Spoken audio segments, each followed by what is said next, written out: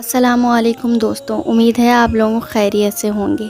میری یہ ویڈیو ان لوگوں کے لیے ہے جو یہ چیلنج کر کے ویڈیوز بنا رہے ہیں یا اپنے گھر میں چیلنج کر رہے ہیں۔ میں بات کر رہی ہوں جولو چپ کی۔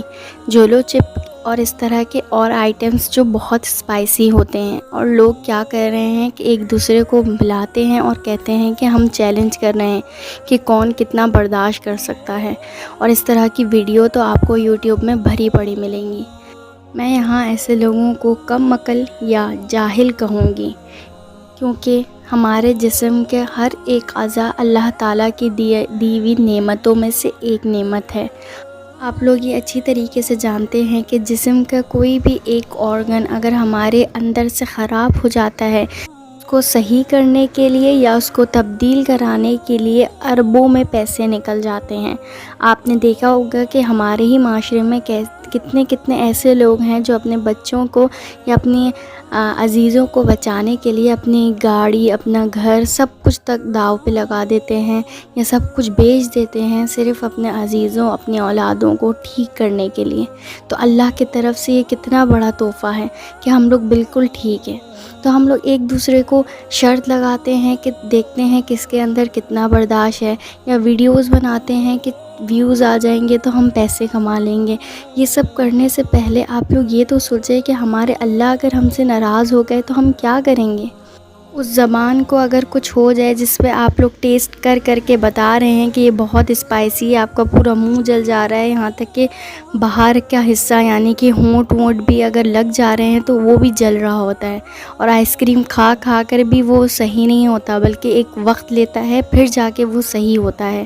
تو یہ سب کرنے سے پہلے آپ لوگ کچھ نہیں سوچ رہے کہ یہ جو زبان ہے وہ اللہ کے آگے حاضر ہوگی روز محشر، اور ہم بتائے گی اللہ تعالیٰ کو کہ ہم نے کیسے استعمال کیا اس کا۔ یہ سب اعضاء اللہ تعالیٰ کی طرف سے ہمارے پاس امانت ہے، اور ان سب کو اللہ کے آگے جواب دہ ہونا ہے۔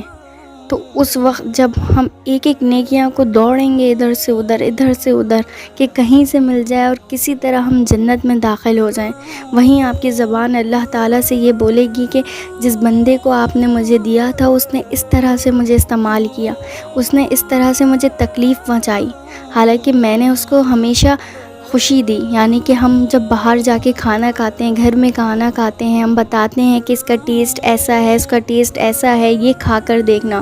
یہ سب ہمارے زبان کی بدولت ہے نا، کہ ہمیں ٹیسٹ آ رہا ہے، ہم اچھے طریقے سے بول پا رہے ہیں، تو وہ سب ہماری زبان کی وجہ سے ہے اور اللہ کا دیا ہوا ہے۔ تو پھر ہم اس کے اعضاء کے ساتھ اس طرح سے کریں گے تو یہ تو ناانصافی ہے۔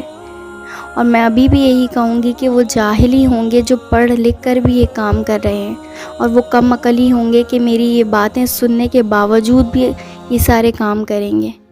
آپ ویڈیو بنائیے، ویڈیو بنانے میں کوئی حرج نہیں ہے، لیکن آپ لوگ ایسی ویڈیو بنائیں جس سے دوسروں کو بھی فائدہ ہو اور آپ کو بھی۔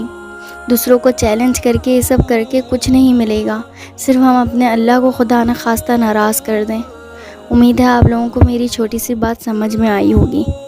دیکھنے کا بہت شکریہ۔ اللہ حافظ۔